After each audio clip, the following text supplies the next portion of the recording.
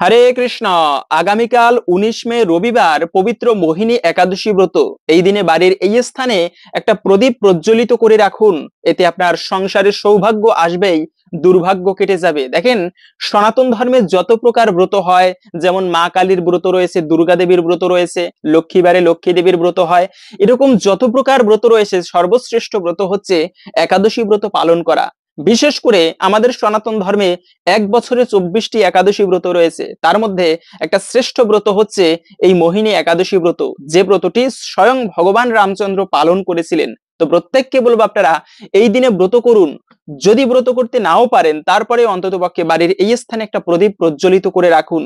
এতে জীবনের দুর্ভাগ্য নাশ হবে, সৌভাগ্যের উদয় হবে। এবং বিশেষ কিছু কার্য যেগুলো এই দিনে কখনো করা উচিত না, এবং সেই ভিডিওর মূল প্রসঙ্গ, যে প্রদীপটি অবশ্যই প্রজ্বলিত করে রাখবেন, কোথায় রাখবেন, সকল কিছু আজকের এই পর্বে আমরা জানার চেষ্টা করব। সকলকেই স্বাগতম জানাচ্ছি আমাদের এই ধর্মীয় তথ্যমূলক চ্যানেলে। আমরা চেষ্টা করি এরকম সনাতন ধর্মের গুরুত্বপূর্ণ তথ্যগুলোকে আপনাদের সাথে উপস্থাপন করতে, শেয়ার করতে। তাই আসুন আগামী কিছুক্ষণ সময় একসঙ্গে ধৈর্য ধরে আজকের এই গুরুত্বপূর্ণ তথ্যগুলো জেনে নেই। আশা করছি এই তথ্যগুলো আপনাকে অবশ্যই সমৃদ্ধ করবে, এবং ভালো লেগে থাকলে অবশ্যই একটা লাইক কিন্তু করে যাবেন। কমেন্টে আপনার ইষ্ট দেবতার নামটি একবার হলেও লিখে যাবার অনুরোধ জানাচ্ছি। দেখেন, ব্রত স্বয়ং ভগবান রামচন্দ্র পর্যন্ত মা সীতাকে উদ্ধারের জন্য এই মোহিনী একাদশী ব্রত, কালকের যে বিশেষ একটা দিন হচ্ছে, কালকের দিনটি সেটি হচ্ছে পবিত্র মোহিনী একাদশী ব্রত। স্বয়ং ভগবান এই রামচন্দ্র এই ব্রতটি পালন করেছিলেন। তাই আপনারা প্রত্যেকেই, প্রত্যেক সনাতনীর উচিত প্রতিটা একাদশী ব্রত শ্রদ্ধা এবং ভক্তির সহিত পালন করা। যে ব্যক্তি প্রতিটা একাদশী ব্রত পালন করে তার জীবনে দুর্ভাগ্য নাশ হয় এবং সৌভাগ্যের উদয় হয়। বলা হয়েছে যে সকল ব্রতের মধ্যে শ্রেষ্ঠ ব্রত হচ্ছে, অনেকে পুত্রেষ্টি ব্রত রয়েছে, যাদের পুত্র সন্তান নেই তারা পুত্র লাভ করার জন্য ব্রত করতে পারে। এরকম আমরা তো প্রথমেই বলেছি সকল প্রকার ব্রতের মধ্যে শ্রেষ্ঠ ব্রত একাদশী ব্রত। দ্বিতীয়ত হচ্ছে একাদশী শ্রেষ্ঠ, কিন্তু আপনি যদি ঠিকভাবে একাদশী ব্রত করেন, নির্জলা ব্রত করেন, কিন্তু যদি সঠিক সময়ে পালন না করেন, তবে কিন্তু সেই ব্রতের ফল সম্পূর্ণ আপনি লাভ করতে পারবেন না। পালন একটা গুরুত্বপূর্ণ বিষয়। তো পালন করার জন্য আপনারা অবশ্যই বলে দিচ্ছি, অবশ্যই 3 দিন নিরামিষ খেতে হবে। ব্রতের আগের দিন, যেমন আজকে সারাদিন নিরামিষ খাবার গ্রহণ করা উচিত, এবং অবশ্যই একাদশীর দিনে আপনারা পঞ্চ রবি শস্য গ্রহণ করবেন না। যদি ব্রত করতে নাও পারেন, কিন্তু পঞ্চ রবি শস্য 5 প্রকারের, ধান থেকে যত খাবার হয়, গম থেকে যত খাবার হয়, বিস্কিট, তারপরে জিরা, মুড়ি, এই সমস্ত খাবার বর্জন করতে হবে। ডাল, পেঁয়াজ, রসুন এগুলো বর্জন করে ব্রত করে আপনারা ফলমূল গ্রহণ করতে পারেন, সবজি রান্না করে খেতে পারেন, তারপরে সাবুদানা খেতে পারেন। এগুলো গ্রহণ করে এরপরে আপনারা ব্রত করতে পারেন। এবং পারণ কিন্তু হচ্ছে পরের দিনে, দ্বাদশীর দিনে পালন করতে হবে। আমি বলে দিচ্ছি সঠিক সময়। ব্রত ভাই একাদশী কখন থেকে শুরু হচ্ছে তাও বলে দিচ্ছি। একাদশী যে মূল তিথি সেটি শুরু হচ্ছে আজকে 18ই মে শনিবার রাত্র 8টা 18 মিনিট থেকে কালকে মানে কালকে 19 মে রবিবার সন্ধ্যা 5টা 51 মিনিট পর্যন্ত এই মানে একাদশী তিথি মূলত থাকবে। সেজন্য উদয়া তিথি মেনে আগামীকালকে রবিবারে এই ব্রত পালন করতে হবে, এবং পালন করতে হবে মূলত রবিবারের পরের দিনে সোমবারে সকাল 5টা 14 মিনিট থেকে 9টা 41 মিনিট পর্যন্ত। এই সময়ের মধ্যে আপনারা পালন করে নেবেন। এটা হচ্ছে পালনের সঠিক সময়। পালন কিন্তু অবশ্য করতে হবে। মনি ঋষিরা পর্যন্ত এই একাদশী ব্রত পালন করে সঠিক সময়ের মধ্যে পালন করত।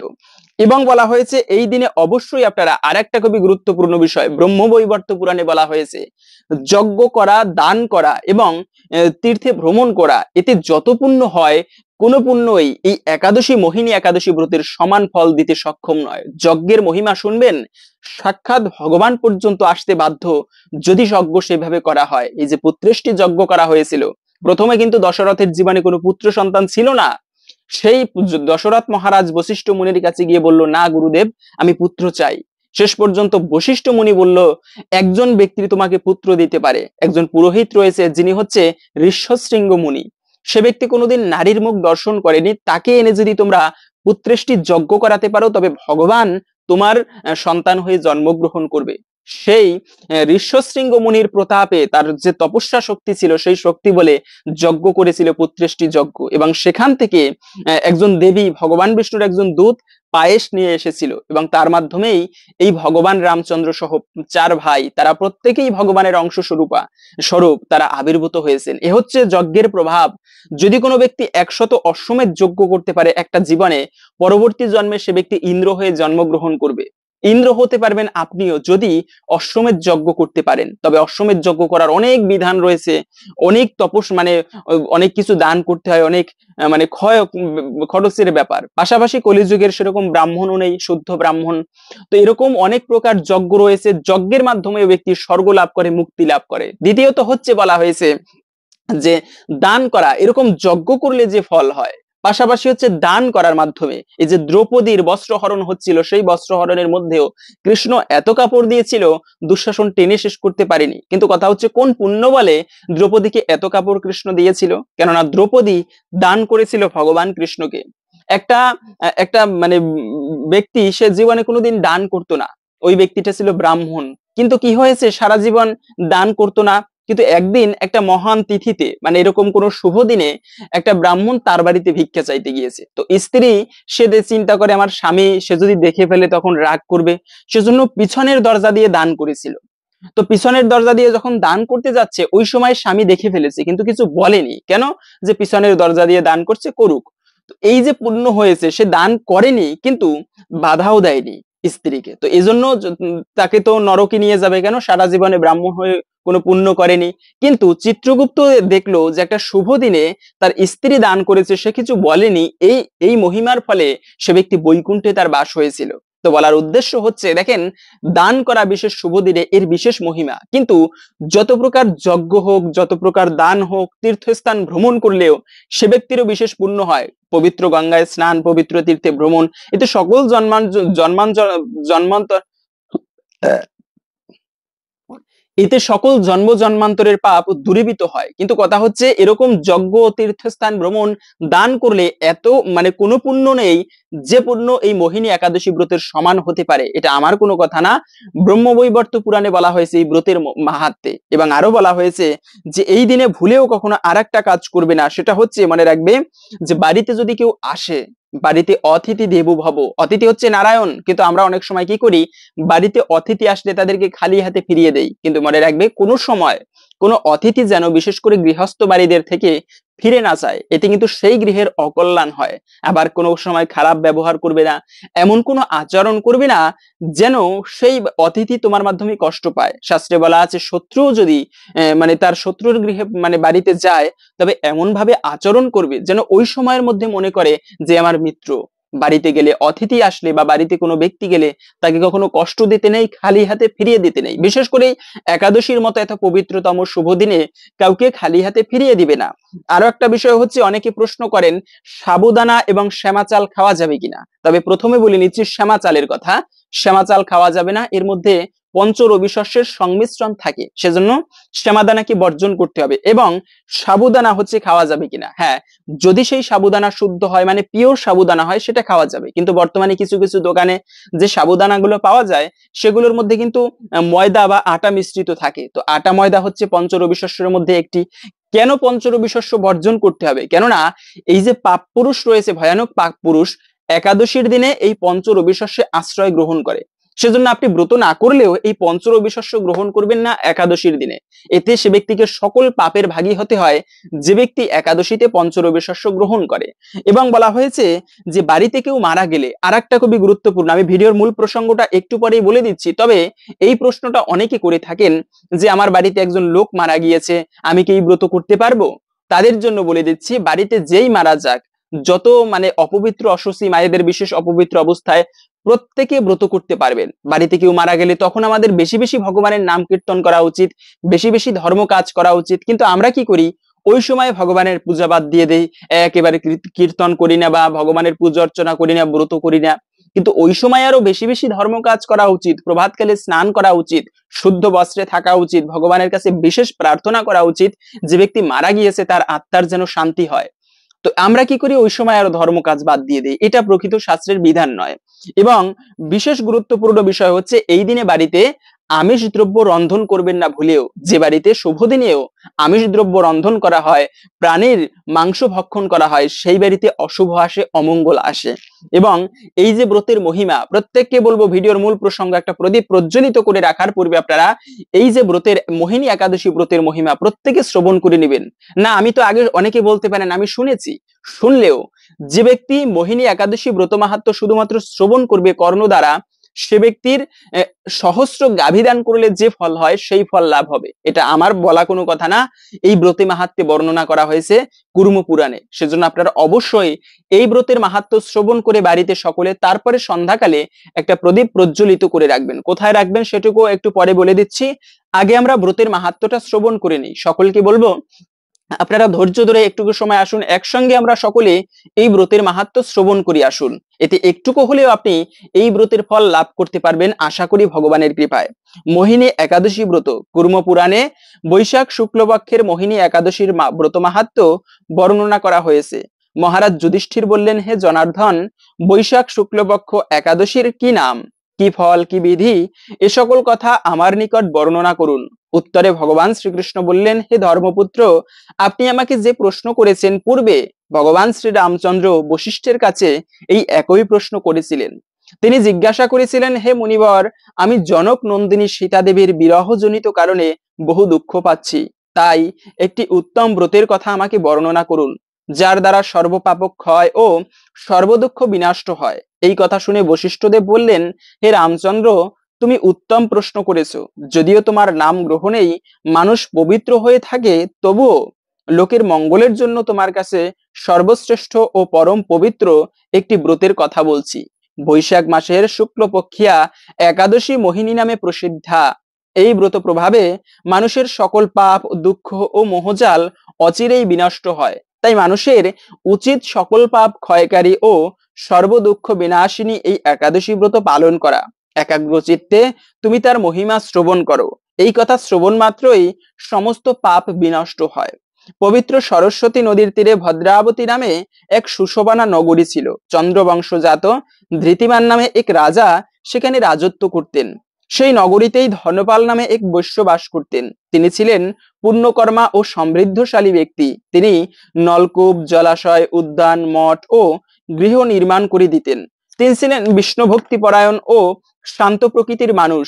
সুমনা, দ্যুতিমান, মেধাবী, সুকৃতি ও দৃষ্টবুদ্ধি নামে তার 5 জন পুত্র ছিল। পঞ্চম পুত্র দৃষ্টবুদ্ধি ছিল অতি দুরাচারী। সে সর্বদা পাপকার্যে লিপ্ত থাকত। পরস্ত্রীর সঙ্গে বিশ্বাসক্ত, লম্পট ও দ্যুতক্রিয়া প্রবৃত্তি পাপে সে অত্যন্ত আসক্ত ছিল।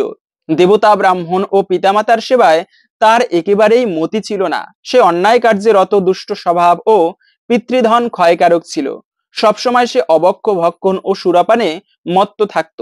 পিতা ধনপাল একদিন পথ চলছিলেন। হঠাৎ তিনি দেখতে পেলেন দৃষ্টবুদ্ধি এক বেশ্যার গলায় হাত রেখে নিঃসংকোচে ঘুরে বেড়াচ্ছে। তার নির্লজ্জ স্বভাব দেখে, এভাবে চৌরাস্তায় ভ্রমণ করতে দেখে তিনি অত্যন্ত মর্মাহত হলেন। এই কুস্বভাব দর্শনে ক্রুব্ধ হয়ে তিনি তাকে গৃহ থেকে বার করে দিলেন। তার আত্মীয় স্বজনও তাকে পরিত্যাগ করলো। সে তখন নিজের অলঙ্কারাদি বিক্রি করে জীবন অতিবাহিত করত। কিছুদিন এইভাবে চলার পর অর্থাভাব দেখা দিল। ধনহীন দেখে সেই বেশ্যাগণ তাকে পরিত্যাগ করলো। অন্ন বস্ত্রহীন দৃষ্টবুদ্ধি ক্ষুধা তৃষ্ণায় অত্যন্ত কাতর হয়ে পড়লো। অবশেষে নিজের গ্রামে সে চুরি করতে শুরু করলো। একদিন রাজপ্রহরী তাকে ধরে বন্দী করলো, কিন্তু পিতার সম্মানার্থে তাকে আবার মুক্ত করে দিল।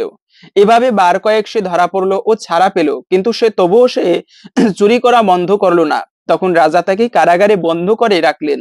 বিচারে সে কষাঘাত দণ্ড ভোগ করলো। কারাভোগের পর অনন্য উপায় দৃষ্টবুদ্ধি বনে প্রবেশ করলো। সেখানে সে পশু পাখি বধ করে তাদের মাংস ভক্ষণ করে অতি দুঃখে পাপময় জীবন যাপন করতে লাগলো। দুষ্কর্মের ফলে কেউ কখনো সুখী হতে পারে না, তাই সেই দৃষ্টবুদ্ধি দিবারাত্রি দুঃখ শোকে জর্জরিত হলো। এভাবে অনেক দিন অতিবাহিত হলো। কোন পুণ্য ফলে সহসা একদিন সে কৌডিন্য ঋষির আশ্রমে উপস্থিত হলো। বৈশাখ মাসে ঋষিবর গঙ্গা স্নান করে আশ্রমের দিকে প্রত্যাবর্তন করেছিলেন। শোকাকুল দৃষ্টবুদ্ধি তার সম্মুখে উপস্থিত হলো। ঘটনাক্রমে ঋষির বস্ত্র হতে একবিন্দু জল তার গায়ে পড়লো। সেই জলের স্পর্শে তার সমস্ত পাপ দূর হলো। হঠাৎ তার শুভবুদ্ধির উদয় হলো। ঋষির সামনে সে কৃতাঞ্জলি পুটে প্রার্থনা করতে লাগলো, হে ঋষি শ্রেষ্ঠ, যে পুণ্য প্রভাবে আমি এই ভীষণ দুঃখ যন্ত্রণা থেকে মুক্তি লাভ করতে পারি তা কৃপা করে আমাকে বলুন। ঋষিবর বললেন, বৈশাখ মাসে শুক্লপক্ষে মোহিনী নামে যে প্রসিদ্ধ একাদশী আছে, তুমি সেই ব্রত পালন করো। এই ব্রতের ফলে মানুষের বহু জন্মার্জিত পাপ, পর্বত পরিমাণ পাপ রাশিও ক্ষয় হয়ে থাকে। মহামুনি বশিষ্ঠ বললেন, কৌডিন্য ঋষির উপদেশ শ্রবণ করে প্রসন্ন চিত্তে দৃষ্টবুদ্ধি সেই ব্রত পালন করলো। হে মহারাজ রামচন্দ্র, এই ব্রত পালনে সে নিষ্পাপ হলো, দিব্যদেহ লাভ করলো, অবশেষে গরুরে আহরণ করে সকল প্রকার উপদ্রবহীন বৈকুণ্ঠ ধামে গমন করলো। হে রাজন, ত্রিলোকে মোহিনী ব্রত থেকে শ্রেষ্ঠ আর কোনো ব্রত নেই। যজ্ঞ, তীর্থস্থান, দান ইত্যাদি কোনো পূর্ণকর্মই এই ব্রতের সমান নয়। এই ব্রত কথার শ্রবণ কীর্তনে সহস্র গোদানের ফল লাভ হয়। তাহলে বুঝতে পারলেন এই মোহিনী একাদশী ব্রত পালন করলে আমরা কি ফল লাভ করতে পারি। তাই প্রত্যেককে বলবো আপনারা সকলেই এই ব্রত পালন করুন এবং এরপরে সন্ধ্যাকালে একটা প্রদীপ প্রজ্বলিত করে রেখে আপনারা অবশ্যই ঠাকুরের উদ্দেশ্যে অর্পণ করুন, ঠাকুরকে, ভগবানকে অর্পণ করুন এই প্রদীপটি। এবং সেই প্রদীপটি অনেকে প্রশ্ন করেন, প্রদীপ কেন? দেখেন, একটা শুভ দিনে, এই ছোট্ট একটুকু কাহিনী বলে দিচ্ছি শাস্ত্রের প্রদীপ অর্পণ বিষয়ে, কেন প্রদীপ অর্পণ করতে হয়। একটা প্রদীপ একটা সাধু শুভ একটা দিনে অর্পণ করেছিল ভগবানকে ঘিয়ের দ্বারা, এবং সেই মানে সেই ঠাকুর ঘরে একটা ইঁদুর বাস করত। কি হলো, ইঁদুরটা ক্ষুধা তৃষ্ণায়, ক্ষুধার নিবারণের জন্য সেই প্রদীপের ঘি খেয়ে ফেলেছে, কিন্তু আগুনের ছিল সেই প্রদীপ, তাই সেই প্রদীপের আগুনে সেই ইঁদুরটা মারা গেল। পরের জন্মে সেই ইঁদুর, যেহেতু প্রদীপ ছিল ভগবানকে অর্পণ করা, তাই সেই পুণ্য বলে পরের জন্মে ইঁদুরটা রাজা হয়ে জন্মগ্রহণ করেছে। তাহলে বুঝেন, ইঁদুরও রাজা হয়ে জন্মগ্রহণ করে শুধুমাত্র প্রদীপের তেল ভক্ষণ করে, কিন্তু যে সাধু সেই প্রদীপটা ঠাকুরকে অর্পণ করেছেন, না জানি তার কত পুণ্য হয়েছে। তাই বলা আছে, যে ব্যক্তি একটা প্রদীপ শুভ দিনে ভগবানকে অর্পণ করে তার আর জগতে পুনর্জন্ম হয় না।